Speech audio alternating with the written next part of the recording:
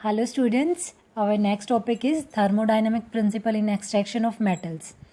इसमें क्या होता है, all game is about free energy change. तो जब रिडक्शन प्रोसेसेस में फ्री एनर्जी चेंज होती है वो हमें क्या बताती है, उसके मेथड को, जो रिडक्शन का मेथड होता है उसमें हमारी हेल्प करती है. किसी भी ऑक्साइड की जो रिडक्शन हो रहा है उसको स्पॉन्टेनियस जाने के लिए, एलिमेंट के लिए एसेंशियल कंडीशन क्या होती है कि उसकी फ्री एनर्जी में डिक्रीज़ होना चाहिए सिस्टम की, मतलब नेगेटिव डेल्टा जी होना चाहिए. जितना ज़्यादा डेल्टा जी की वैल्यू नेगेटिव होती जाएगी, रिड्यूसिंग पावर किसी भी एलिमेंट की उतनी ज़्यादा होगी.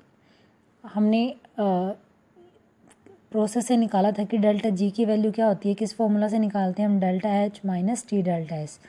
तो डेल्टा जी हमारे पास क्या हो गया, गिब्स फ्री एनर्जी, और delta H enthalpy change, T हमारे पास टेम्परेचर होता है, and delta S is equal to entropy change.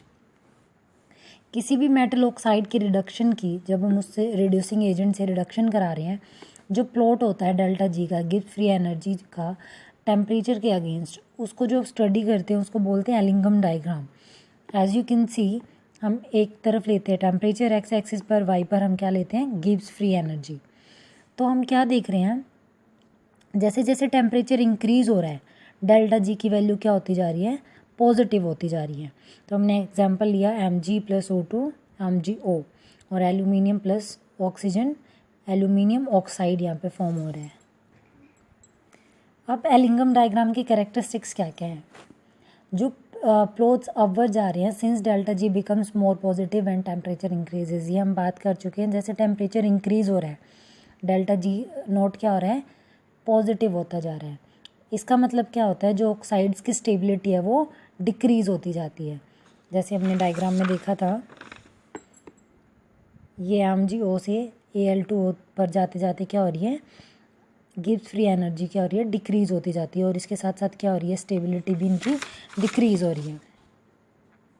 Metal reduce करेगी ऑक्साइड को और मेटल्स के जो एलिंगम डायग्राम से उससे अबव लाई करते हैं. जैसे हमने देखा, जो फ्री एनर्जी फॉर्मेशन है delta G not F, oxides की जितनी ज़्यादा नेगेटिव होगी वो उनको रिड्यूस कर सकती है किनकी, जिनकी less negative delta G not F की वैल्यू होगी.